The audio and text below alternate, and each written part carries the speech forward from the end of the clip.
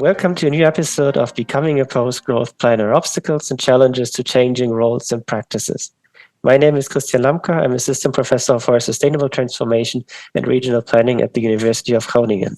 And today, for likely the 20th episode of this podcast, I'm welcoming Thomas Hartmann from TU Dortmund University. Hello. Yeah, indeed. My name is Thomas Hartmann. I'm professor for land policy and land management at TU Dortmund University in Germany. I'm researching questions of land policy, property rights, and property law now since more than 15 years, working especially on issues of flood risk management and climate adaptation on the one hand, and land policy issues such as housing and densification on the other hand. What I find particularly great that while you are joining us, that we are moving towards traditional core domains of spatial planning, also within the formalized systems of spatial planning that we have in most European and many more countries on this planet. To get a bit more to the broader start, how would you summarize for our listeners the role of spatial planning in developing land? Well, fairly simple,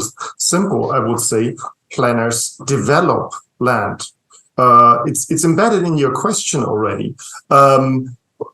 If you look at planning laws all around the globe, the notion is that the development, spatial development, entails growth and building.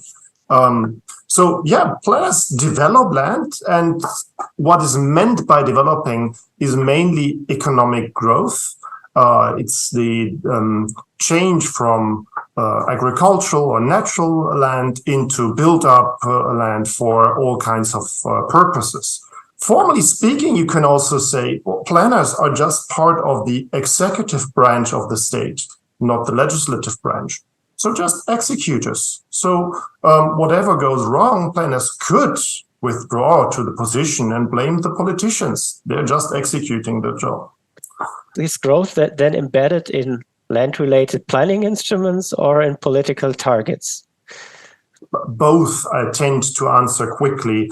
Let me start with planning laws, and in particular instruments of spatial planning, or more specific on land policy.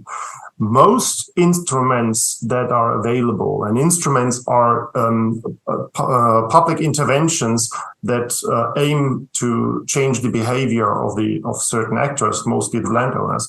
They are mostly designed for urban growth, or mostly built on the idea that land rent increases and that there is a profit to be generated. And there are some instruments available that are not that much growth oriented, but the majority of instruments and planning laws is very much growth oriented. Whether that accounts also for the political agenda is a bit more tricky to answer. In a general notion, probably, but there is more nuance to it. So there are phases where we have been talking about shrinking cities a while ago, or about being thrifty with land to reduce land consumption. But overall, the notion is growth indeed. Yeah, but even with shrinking cities, there is two parts of the problem is a lack of growth, or the problem is maybe a lack of another idea, another vision, how to develop, how to change spaces, or another idea of what development actually is. I think we first talked about post-growth planning quite some years back already. What made you interested in post-growth issues or in such questions from your research perspective? I would say there are two issues that are relevant here. So one of the issues is that it's more academic interest where we observe in land policy two competing policy objectives. One is on the housing crisis, it's sometimes phrased, so the need for more housing, and the other is the objective to reduce land consumption. These objectives obviously clash. The planners seem to think that densification is the holy grail that solves this conundrum.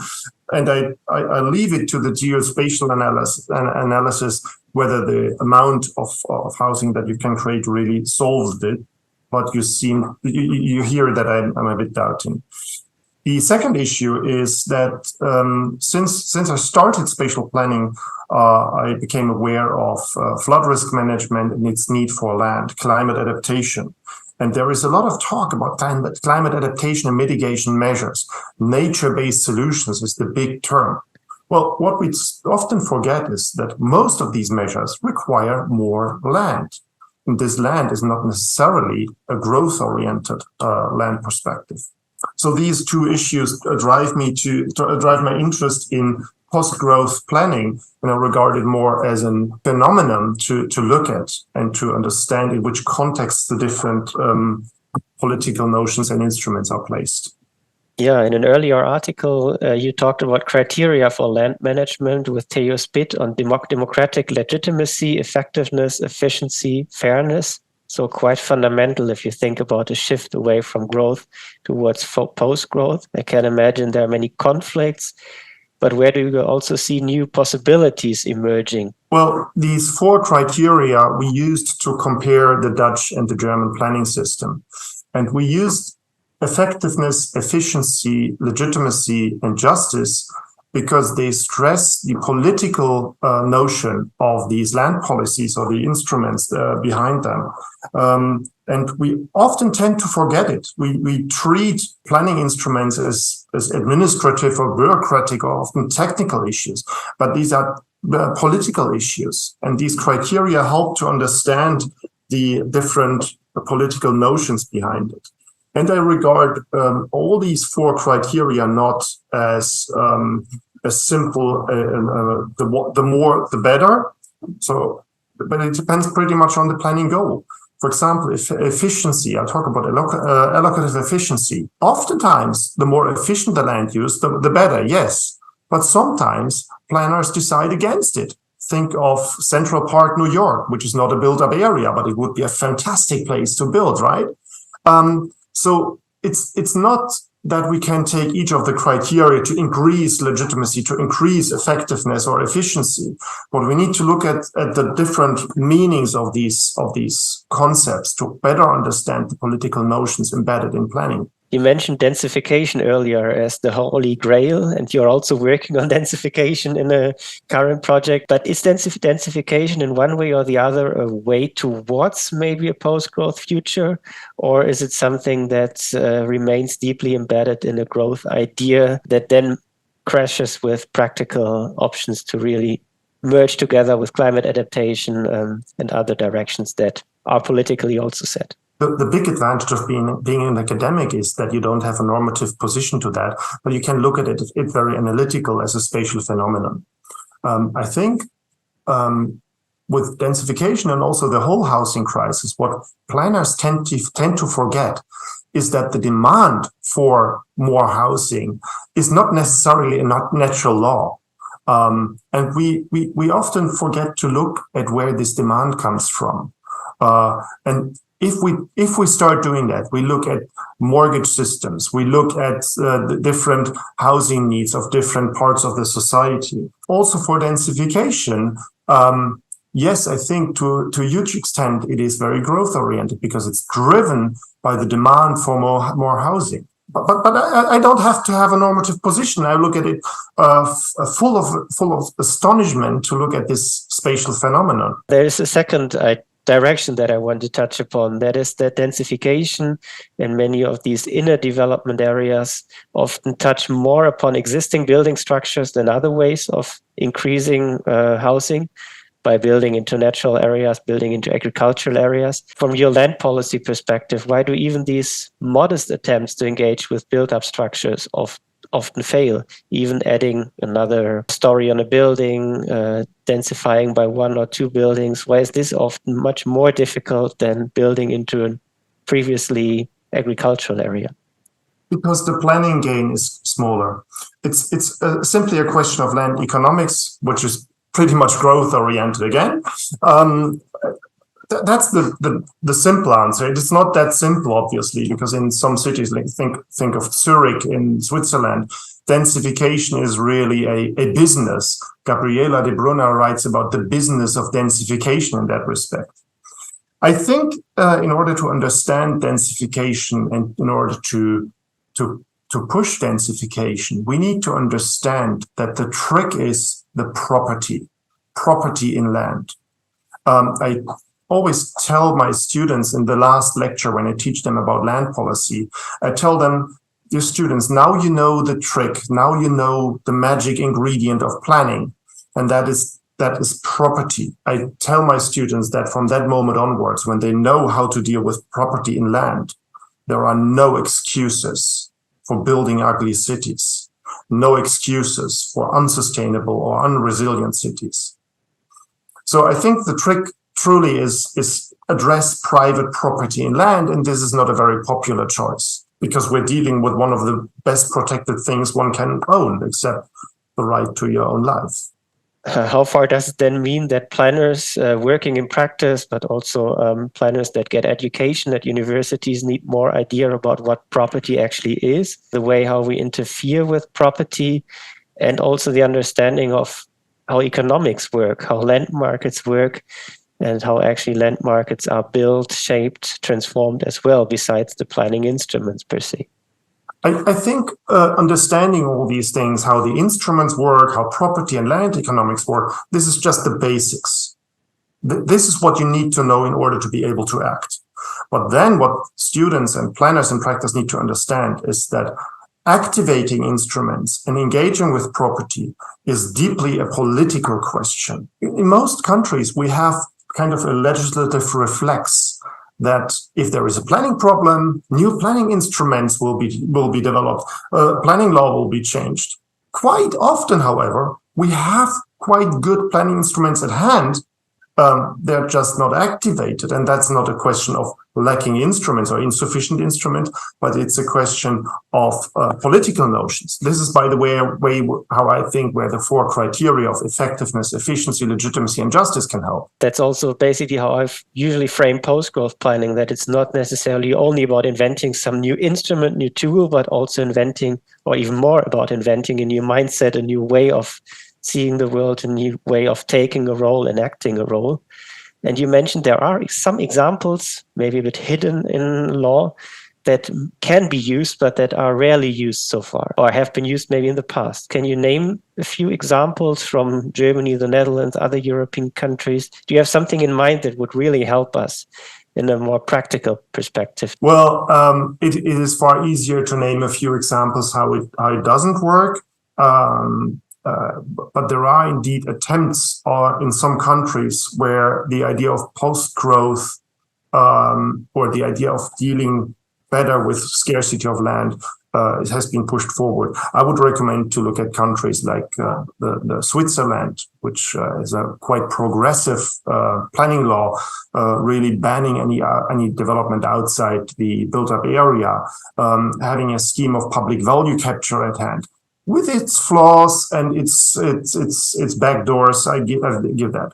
Also, the Czech Republic attempting to develop a tool to reduce building on agricultural land, again with its flaws here and there. But there are attempts around the world. Even in Germany, there was an attempt by the legislature to have a tax reform on introducing a land value tax.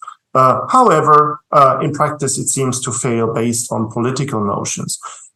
Politicians, particularly at the municipal level, are very reluctant and very hesitant intervening in property in land and trying to reduce the planning gain. But there are examples like that. We had quite some talks in previous episodes about this competition between municipalities and the problem, especially how to break out of growth lock-ins in that regard. Would you see another more proactive or more legislative or more directive role of regional, state, national levels of planning? Or what could be a way within planning to overcome this problem of competition between small entities that all strive for similar things or that all strive for growth, probably without taking into account cumulative aspects, long-term problems that also arise from that? I would be careful in fiddling around with established planning systems. A good example is the German planning system, which is rather robust and it has its advantages, and you need to be careful when changing such systems. I'm also not revolutionary or activist in that regard. I think the key really is to take property in land seriously, think about the interests and agency of landowners in order to better understand how to design responsive land policies at the municipal level. I think what we've learned over the past is that it's not one level alone, the regional or the national or the federal level, that can then direct a certain political notion. I think we have a planning system that is constructed in a way that it carefully balances the different issues at stake. I think that's my best answer to not answer your question. No, I think I'm fiddling with the same issues of, yes, local alone is hard to achieve in the dense setting, also taking into account climate mitigation, climate adaptation, and things that are certainly not local, that are not even more than regional. On the other side, there are things that can be best done at a local, sub-local level, and where it even works without being directive, just letting it happen, and where the result is often better than a directed attempt. So I'm also caught in this struggle as well. And we are then also within the domain of spatial planning as this political activity with different values, different rationalities, and you have also done quite some work on that. How could such an understanding framework also help think at least more openly towards post-growth futures, to recognize different values, rationalities within planning? So I use the term rationality with a plural. So I consider that there are different rational ways of thinking. This is also embedded in these 4 criteria. When you, for example, talk about concepts of justice, there are different concepts of justice, and all of them have their own right to existence because they are all logical and rational in itself. And it's too easy to say that if someone doesn't follow your concept of justice, that this is unjust for everybody. No, it's just unjust from your perspective. And I think this pluralist perspective to these 4 criteria you mentioned earlier, effectiveness, efficiency, legitimacy, and justice, helps in the first instance to understand spatial situations. So you use it very analytical, but also you can use it very conceptual. The theory proposes then what they call a clumsy solution, which is a solution that takes into account different ways of thinking, different interests, and tries to respond to that. And if you accept the idea of that there are plural notions, this solution can never be perfect. It is always a compromise, a clumsiness. So we should not also for post-growth, we should not look for the perfect planning solution. It's a muddling through, it's a clumsy solution. I would add there's even another dimension, that's the dimension of time. As one thing is doing something today, but on the other side, especially post-growth futures, look very much into also long-term future, into cumulative effects of small activities that we do today. From your perspective, where does spatial planning, but also more broadly societies in general, face such hardship in recognizing these cumulative effects, the effects of plans for the long term, though we are really able to calculate many of them today? Well, it will not surprise you that I will start answering your question by talking about property in land. Property in land and planning are a bit in a fraught relationship. I mean, if you think about the time dimension of property is, if you own a piece of land, this is usually assigned to you for forever. And if you have the right to develop your land, usually, I'm not talking about compensation for downzoning and stuff, but what you have is a right that doesn't extinguish.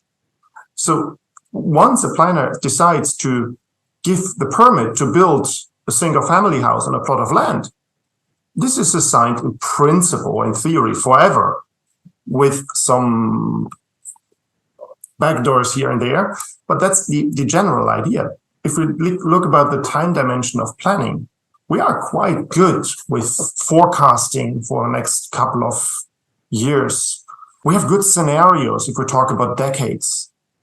But think about the time dimension of these property rights. We have to admit at some point, also in planning, it's pure guessing how the city will look like in 50, 70, 100 years, how climate will change. We just don't know. And this is a big, big tension. And so we need to start to think about property, and we cannot consider planning, let's say, a romantic endeavor to design utopia without taking property rights into account. But on the other side, it's the often outspoken ambition to plan for the long term, to think about the city that we want in the long-term future, not just the next few years. So there is an inherent conflict in these questions of, on the one side, yes, we want to influence the really long run. On the other side, yeah, but realistically, what we can only do is act in the here and now. Do you see future-oriented ideas from maybe especially post-growth dimensions that could help a bit bridge this gap to, on the one side, think a bit more beyond than today, knowing that the long-term future remains uncertain and remains also a lot already locked in by past property rights? My role is not to despair planners of their ambitions. My role is to enable them to take property rights into account when having these ambitions. There are attempts like long-term leaseholds. There are discussions on, indeed, compensation for downzoning. One of the examples where it really went wrong is, for example, Belgium, which is very interesting to look at. They have assigned vast amounts of land in the 70s for built-up areas, resulting in huge urban sprawl. I think what such examples tell us is how to deal or how to not deal with property and land. What happens if you don't take the longitudinal perspective of property rights into account? So this is what I mentioned earlier. Once you know the trick of planning and that it has deep links with property and land, once you know that trick, you have no excuses to realize the post-growth city. But you need to be aware of these property rights. And I know that sometimes planners don't find that a very sexy topic to look at. One is the topic, but also many planners don't feel it too sexy to think about formal instruments, the tools, legal instruments that have often been there for decades. Do you have a piece of advice or some hope for planners that, yes, these tools that are actually core of planning are still relevant, remain relevant, and there is a different way to use that? Look at property rights and instruments of planning with your ambition in mind. And try also to understand, being now normative from a post-growth planner's perspective, try to understand the evil side. Try to understand how greedy developers, selfish property owners, how they think and why they do what they do. Once you do that, and only after you really embrace that, you can deal with it. Oftentimes what we see is that planners too often have this ambition and they talk about this evil side, the land economics and the greediness of the developers and the selfish property owners, without trying to understand them. And once you understand that these the other side, so to speak, is not evil or irrational. It's rather logical and it follows a very clear rationality. Once you start understanding that, you can intervene in that.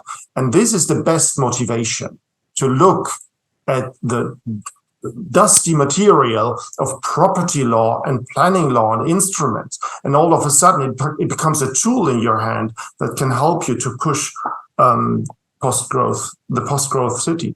Do you have good ideas in mind how to achieve this, how to increase learning in that direction, how to gain these insights? As pure communication is not necessarily successful, so there must be more getting to the real understanding of how it functions. This is also something I tell my students. I have a once-in-a-lifetime chance to teach my students land policy. The best I can do is to make them enthusiasts for the topic.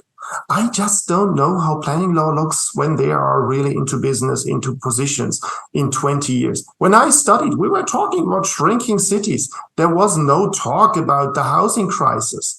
And so the best I can do, and I think I have the right and the duty to do that, is make students enthusiasts for really turning into property in land and property law and planning law, and try to understand how this really can be developed as a tool to achieve the ambitions, instead of blaming property as the evil part. Yeah, I completely agree with you. I must also say that I see post-growth planning in a similar way, as something unfinished, something that needs to be taken up, and not as one of these new planning ideas that now just awaits implementation and then let's say we are done, box ticked. Something different that goes broader than that. So before we finish this episode of the podcast, I would like to get your idea on that, and you to finish the sentence: post-growth planning is a question of land policy. Thank you. Let's take this question with us. End of this 20th episode of this podcast. Many thanks to Thomas Hartmann of TU Dortmund University that you've taken the time this morning for us. Thank you. Thank you.